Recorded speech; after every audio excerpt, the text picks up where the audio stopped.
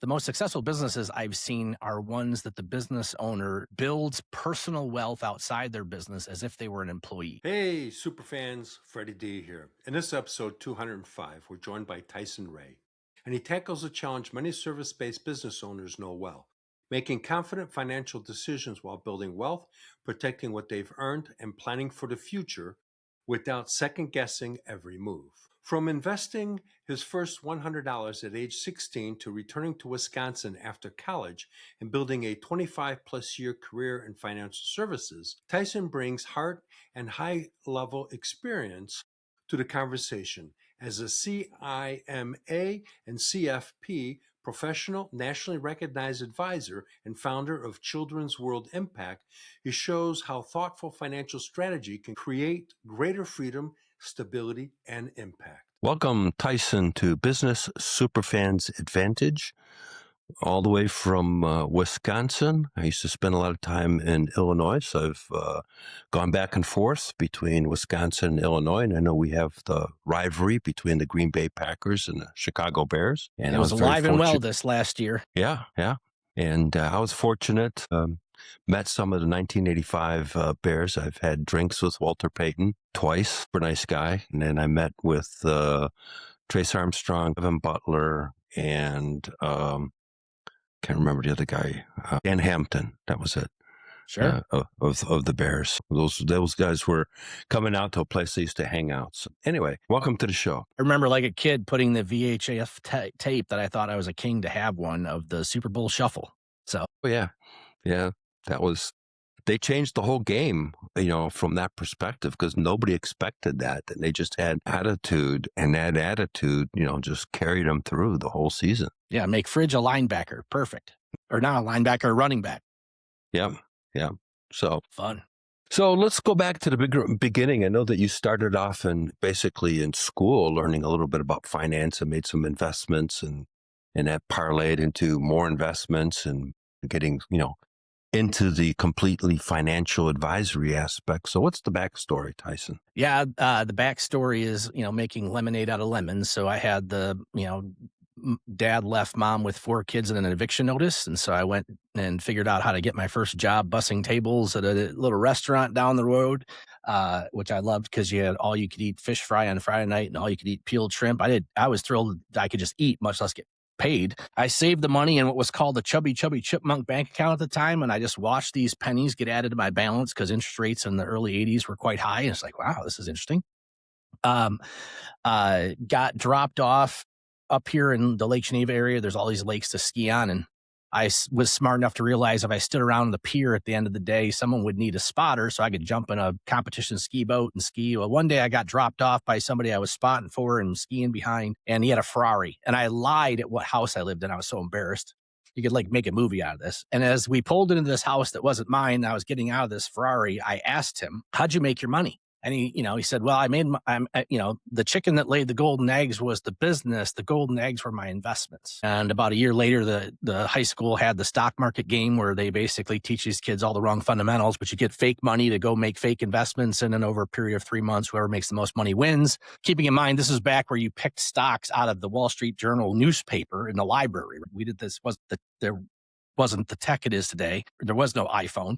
And I tried to get my mom to let me take my chubby chipmunk bank account and buy, at the time was Intel. I didn't know what Intel was. I just knew it had gone from 12 to 7 and it was enough. It was low enough that I could put some money in it. And she said no, because she didn't want the risk. Thank God she said no, because as a kid, if she'd have said yes, I probably would have just dismissed it and moved on to something else. But because she said no, right, and that's what I want. And so I convinced a stockbroker to convince my mom to let me put $100 a month into 2 different mutual funds. And then when I was 18 and she couldn't tell me no anymore, I bought 50 shares of IBM and 50 shares of Hewlett Packard, which in hindsight I should have just kept, but you buy them and trade them. And by the time I graduated college, I realized all I had been doing was trying to tell my mom why this made so much sense. And I had made a lot of mistakes on my own. I just felt led to go into the financial services business and apprentice underneath somebody that I took over his 40-year practice 5 years later. I've acquired several other practices, and we've grown it into 27 years later, a place where people can come as they transition out of their businesses, and we kind of protect them from themselves and help them live the best life they can afford. What a backstory, and you're right, because I'm an immigrant. And my parents had the old school mentality, which is you don't invest in the stock market. You stay away from that because that's, you're going to lose money. Nobody ever makes any money in the stock market, blah, blah, blah, blah. And we grew up with that stuff. So, Yeah. your mom did the same thing is, stay away from that.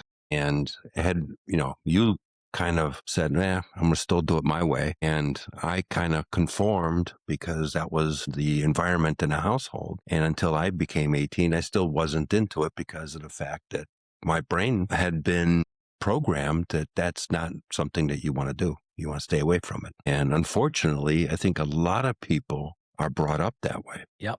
Well, there's plenty of horror stories out there, but they don't realize that the horror stories have principles that you can avoid. So you don't have the horror stories yourself. And most people, that's my job security. Most people that we work with just don't want to worry about it. They don't want to be responsible for it. And so we get to take on that responsibility. So their responsibility becomes, what do you want to do with what you have? And how do we help fund that with what you have? Because if you want to do this yourself, there's all kinds of ways to do it. Usually people do it that can be done successfully, where eventually they have enough money or they blow themselves up somewhere along the way that they scare themselves or their spouse is scared that we then pick them up. But yeah, the lie is, as business owners, that you have to make all of your money in the business. And the truth of the matter is you don't realize you're actually, in our world, making investments in other businesses, albeit a diversified setting. Yes, they're called stocks. Really, they're equities. Really, they're ownership in some of the best companies on the globe. And if you own enough of them, if one fails, another one buys out their intellectual capital property, acquires the accounts, and the world just keeps marching on. Yeah, you bring up a good point because, a lot of times the only thing I remember being talked about is investing in a 401k.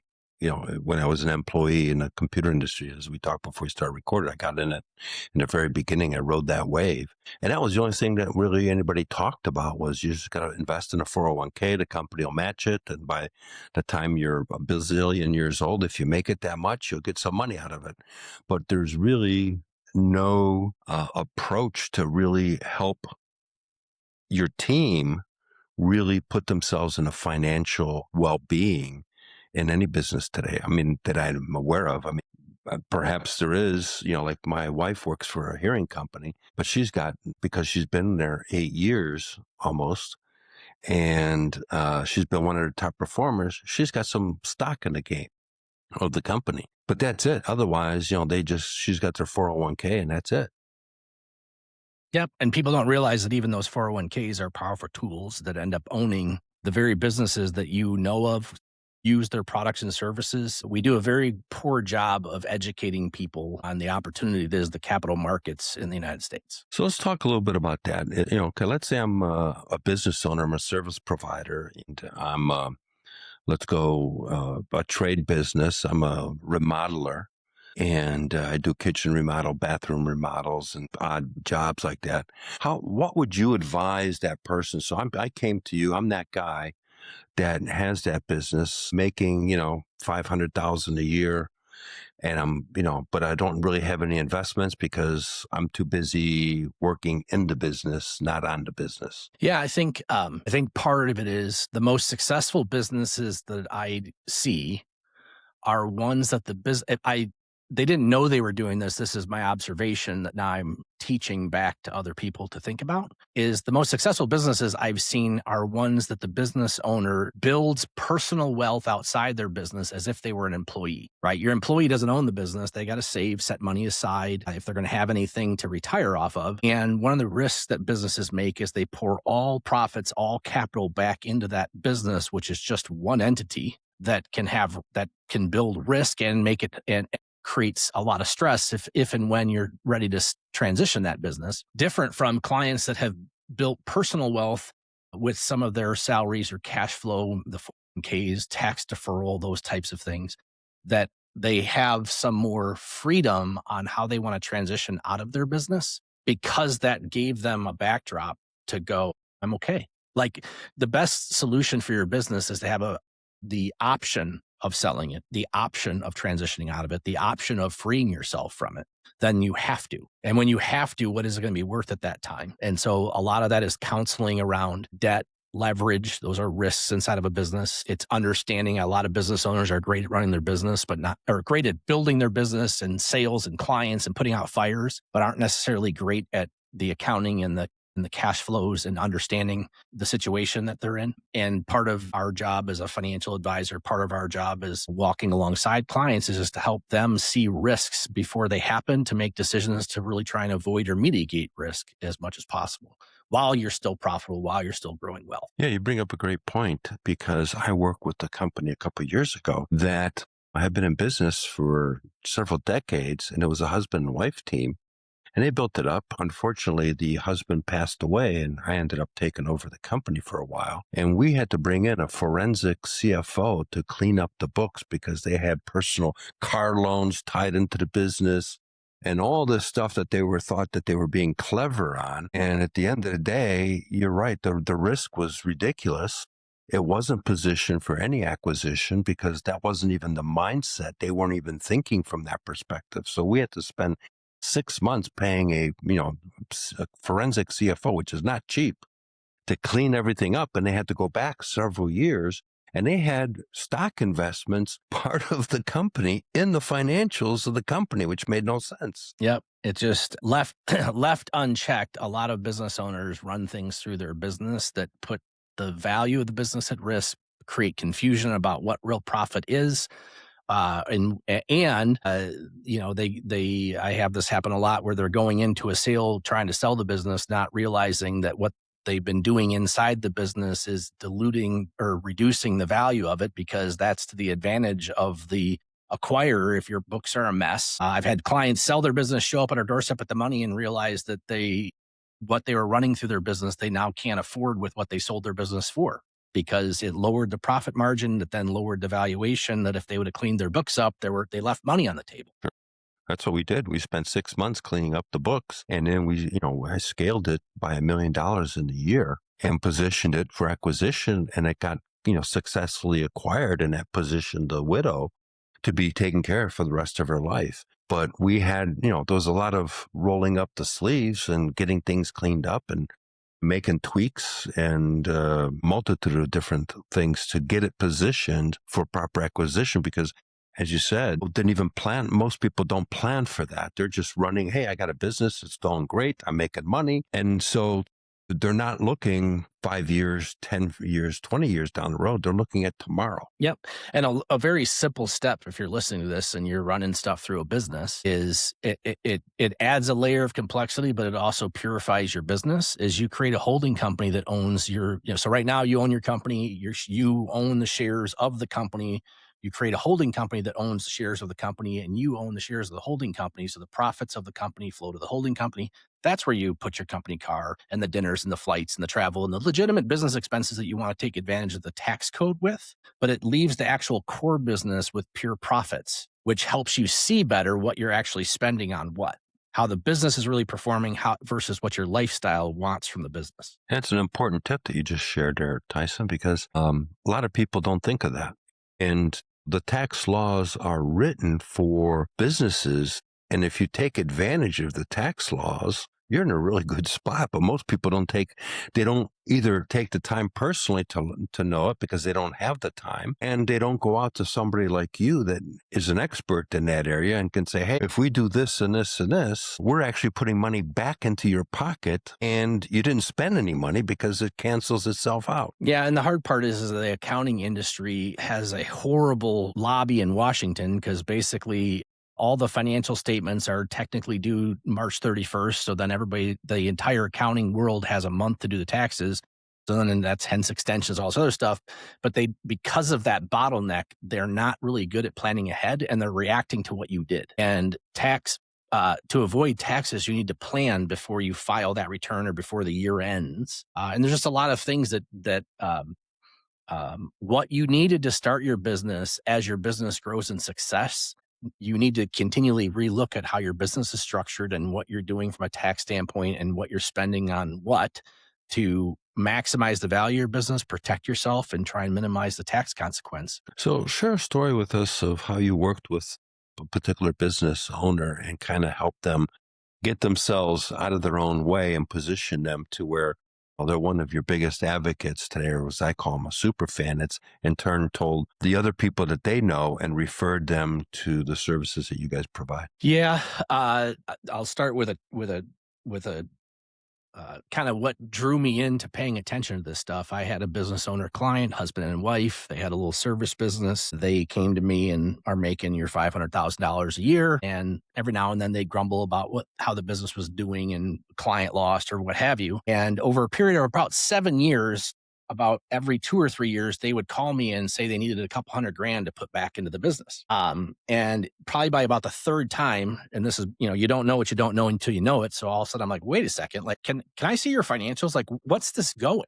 Well, when we went back and looked at it, they were basically putting capital back in the business to pay themselves a taxable wage that created a loss on the business books. They didn't generate enough revenue to pay them the salaries that we were planning for the rest of their years of owning the business, that it wasn't buying they needed to put capital in to have working capital, not realizing that they were draining that working capital with salaries. We had to go back and amend tax returns. And like, it just goes back to, no one caught it until it was too late. Like, it should have been caught on the front end. The first year, the taxes weren't, cash flows, those types of things. I think it's wise for a business every maybe 3 to 5 years to get a second opinion. Pay an attorney to look, a different attorney. Look at your documents. I say to clients every now and then, you want to know how your succession looks? You want to know how your catastrophic planning looks? Send your wife to a different accountant and a different attorney, and she gets to say you're dead. You can't speak into the room. They'll identify the gaps. And for a couple $1,000s, you can get clarity on, is your plan right? Because if you're not here, you can't fix it, or it's a mess to fix. We had, as a practice, we asked for 2 years of tax returns and all legal documents. I can't tell you the number of businesses that sent me their estate planning documents that they didn't have a signed copy. They couldn't find a copy. That's crazy. They can't find the business articles of incorporation because it's been so long, or they couldn't find the file, or power of attorneys weren't signed, or beneficiary designations didn't line up with their estate plan. A lot of them, they did trust planning, but then they didn't fund the trust, which means you actually change the title of assets so the trust can control it. So basically, you paid an attorney thousands of dollars to create a trust to avoid probate, but because they didn't put assets in the trust, when you're dead, the attorney then gets to take it through probate. On the higher level, it's helping clients speak into, as the company grows, the pattern is to reinvest in that company for future growth. And that can be fine, but to help them identify, both with tax planning, both with trying to deleverage the risk of having all your eggs in one basket of the business, is some of the ways that we help. A big one coming out of the financial crisis that I learned to start asking clients about is paying attention to the covenants and the rolling terms of your debt. The financial crisis catastrophe caught businesses that had debt mature and banks didn't want to lend again, and you were stuck. And it was nationwide. And so knowing your interest rate risk, when those notes come due, what your covenants are, so you basically aren't caught blindsided one day. And a lot of it's having lines of credit and having certain financing mechanisms in place when you don't need them, because if you do need them, you can't get them. Right. It's too late. Yep. Bus left. Yep. I think the other thing is stepping outside the business. And the book we just wrote called Total Succession addresses this. Is, I don't care if you're 30 or 80, your brain thinks into the future and you see what you want to do when you're no longer running the business. Or you see yourself dying at your desk, but you can see things that you do in the business that suck the energy and the joy and the love out of you, that you just don't have anything left in the tank at the end of the day because you're doing too many things that suck instead of the things that just give you energy, because life is one or the other. Helping business owners see who they want to be on the other side of the business, and then that creates the plan of working towards that. Because if you never define that, if your succession is to sell the business because some dollar amount came across your desk, or you hit a certain age, but you didn't define who you are on the other side of it. If your whole life is your business and you sell your business and your life is nothing, and trying to define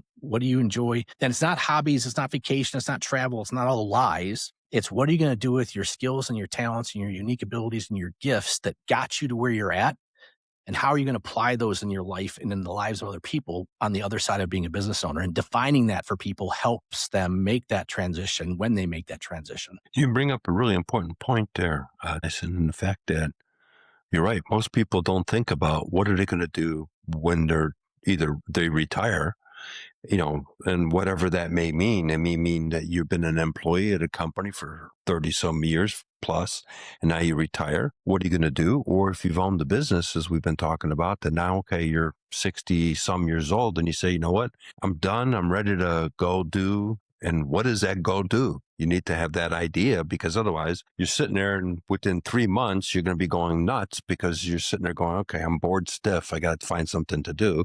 And now you're completely reactionary again. Well, and no one wants to lose half their company or half their wealth because they end up divorced, and they end up divorced because they made promises to the person they fell in love with of what they're going to do in the future, that they were willing to make the sacrifice over the years to allow the business to do what it did or to get to where you're at.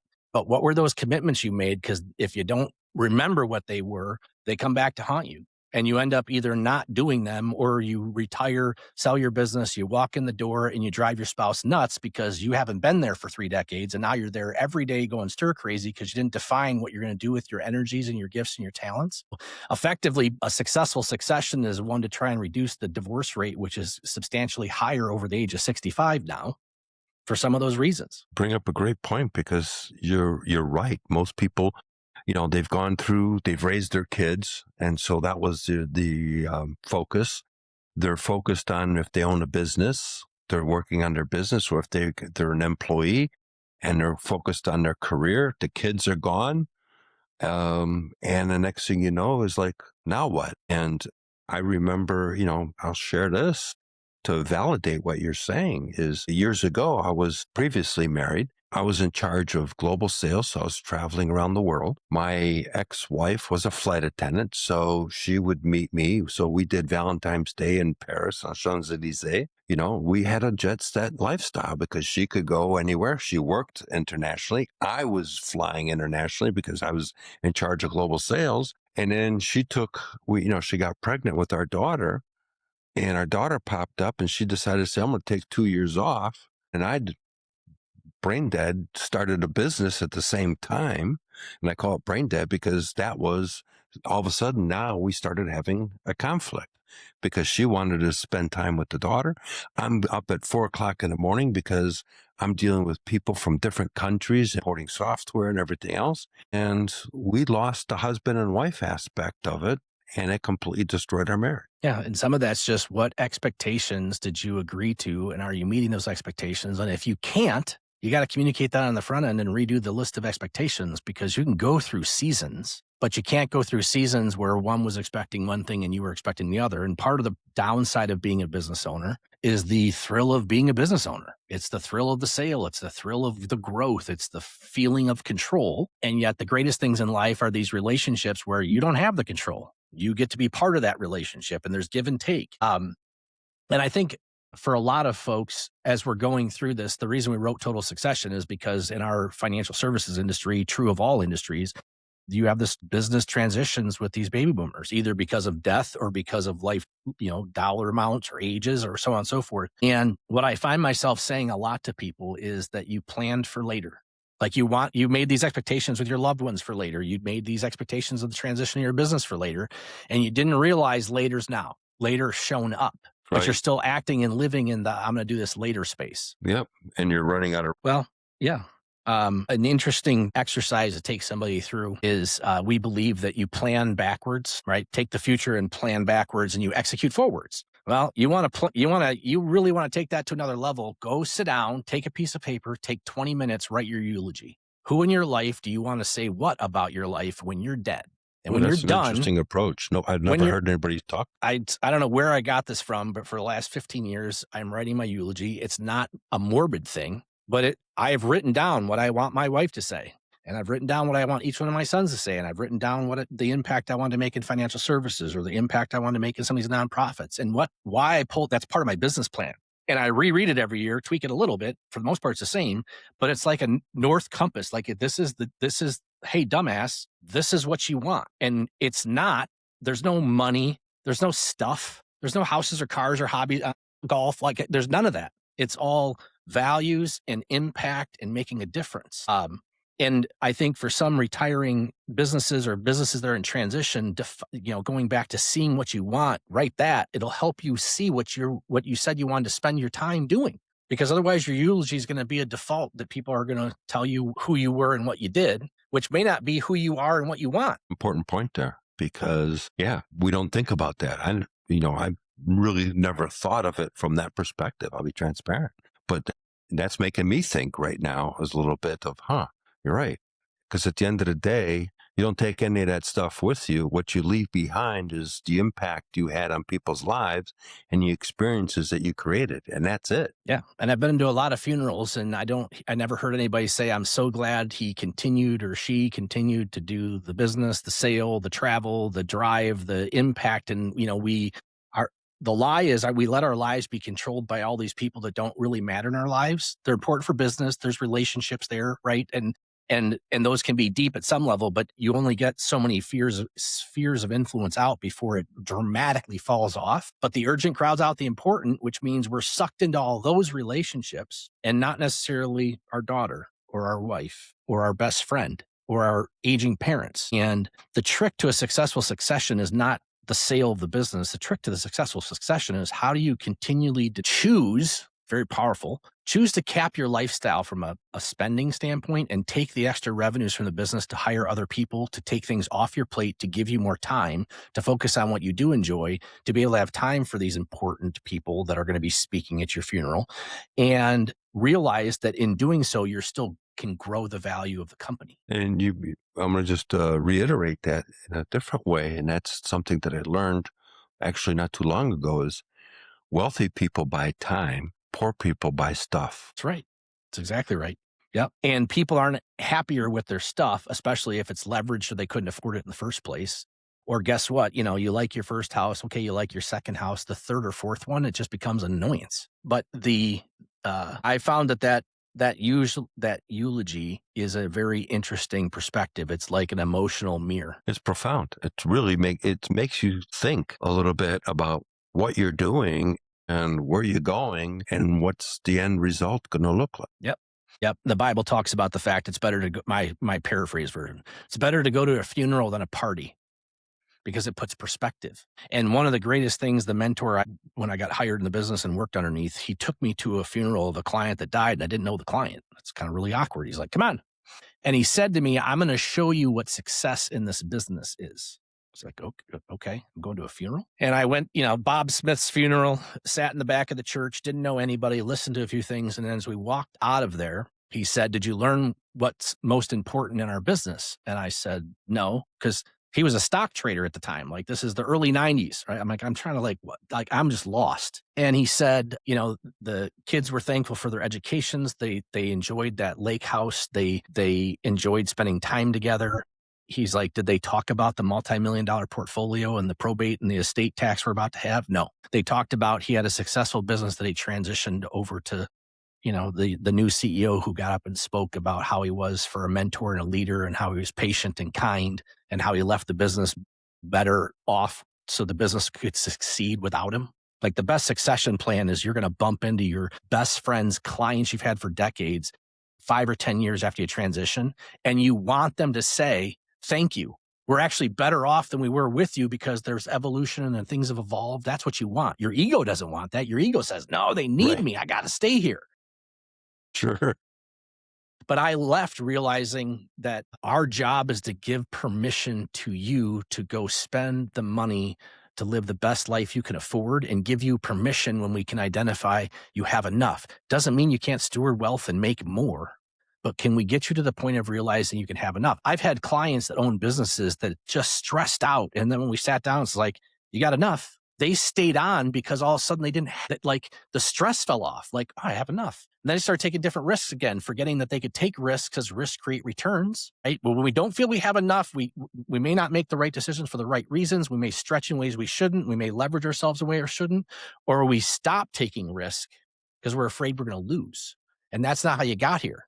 So it's just a fascinating business because it's all about relationships. It's all about understanding the life of the person and what do they want. It's having the significant other and the spouse involved. It's being able to speak into the kids' lives as wealth transitions, and we're helping fund colleges and weddings and second, homes for the kids and grandkids is a whole nother cat. But we call it trying to help the person define what does funded contentment mean to you, because Hollywood, with an unlimited budget, it came up with that movie, The Bucket List. with an unlimited budget.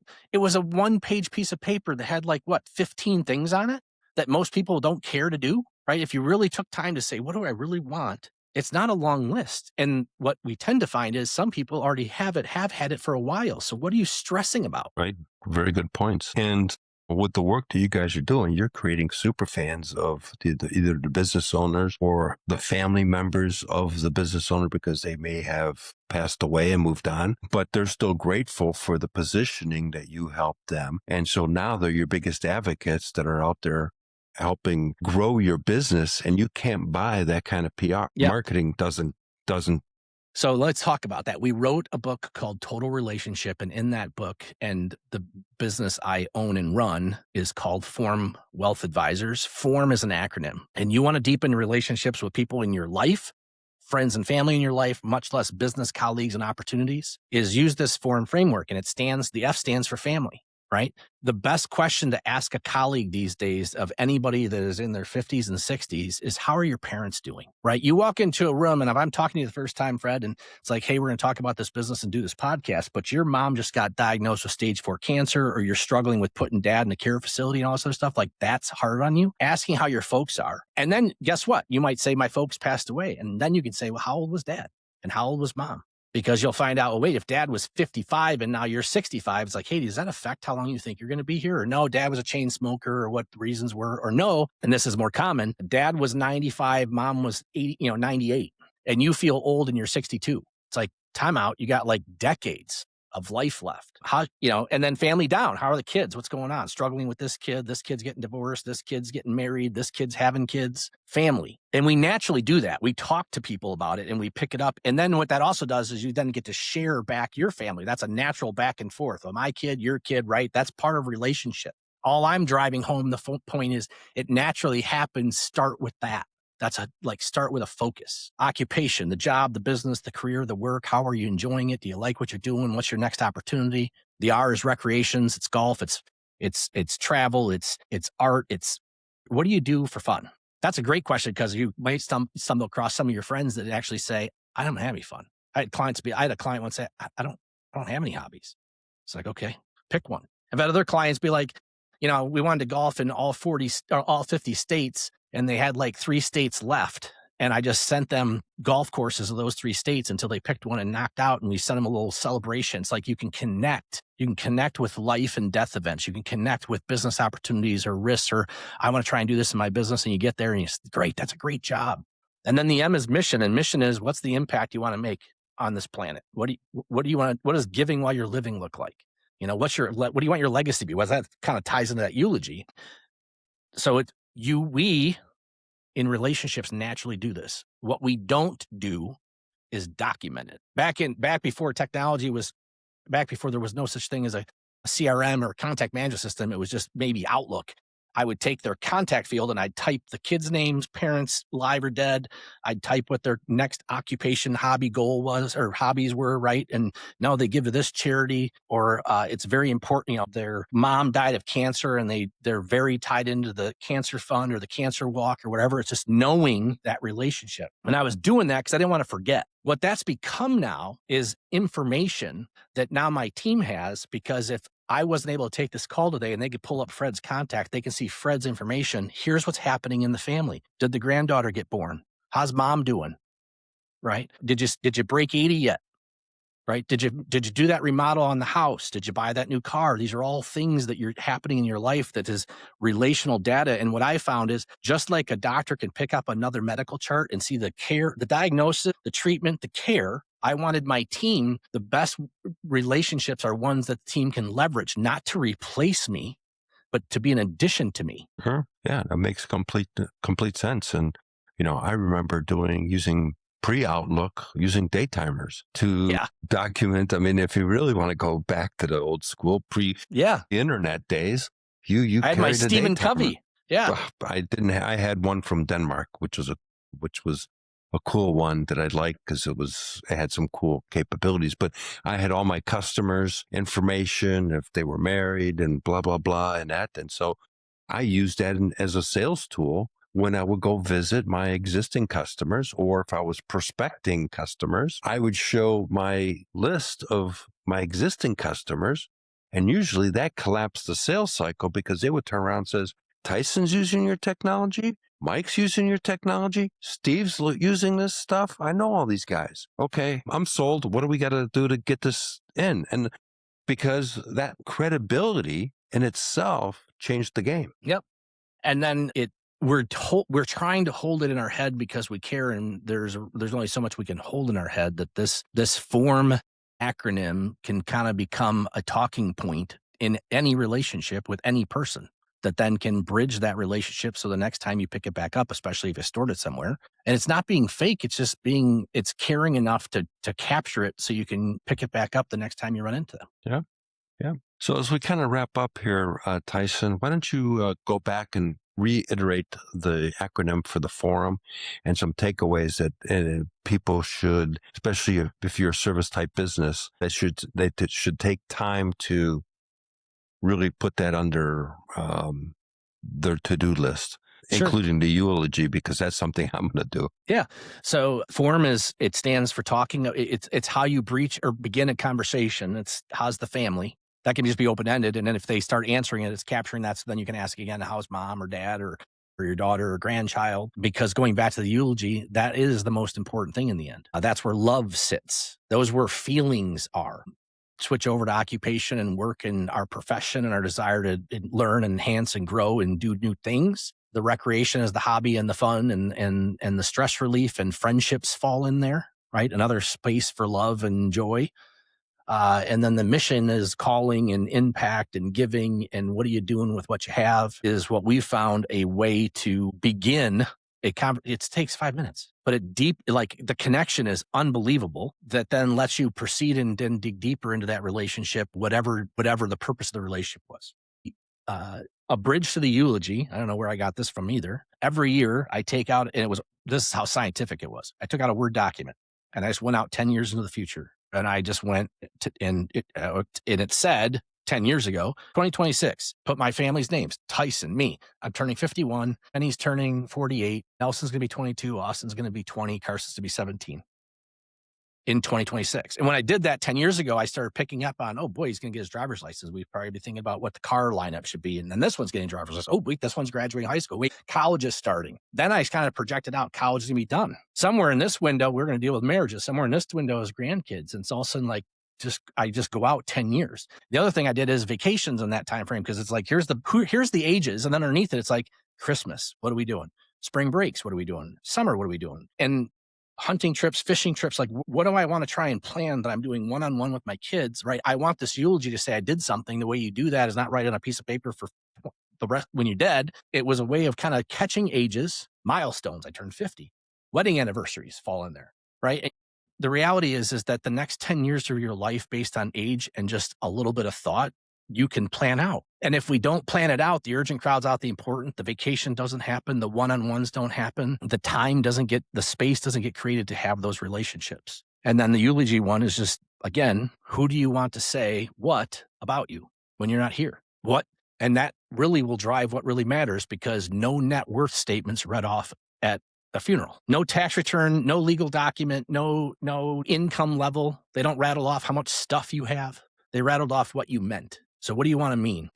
Very well said. What's the name of the 2 books that you've put out? Yeah, so it's Total Relationship. It's niched for the financial advisor industry, but I think it could be a sales tool. I think there's just harmony in business. So Total Relationship, which is totalrelationship.com, is the website. The book is on Amazon.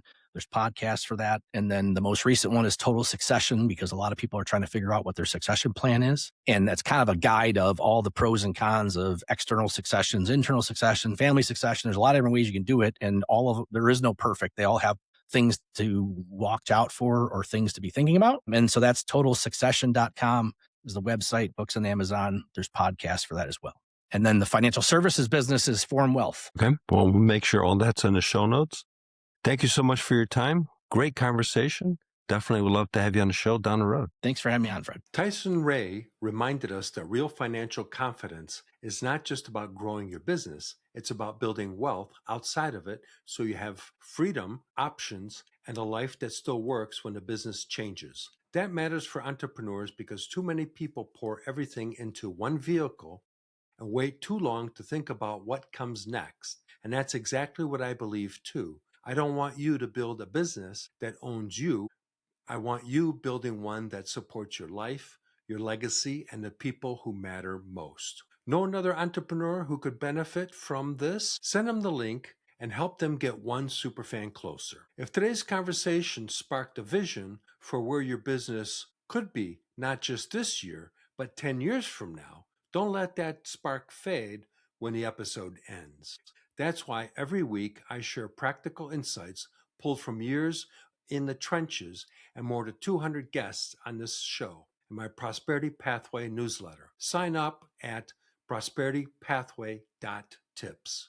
Thank you for tuning in today. I'm grateful you're part of the Business Superfans movement. Every listen and every action brings you closer to building your own superfans. Be sure to subscribe to the show. We got another great guest coming up that's going to drop some valuable insight. So I'll talk to you in the next episode. Cultivate superfans, build authority, own your market.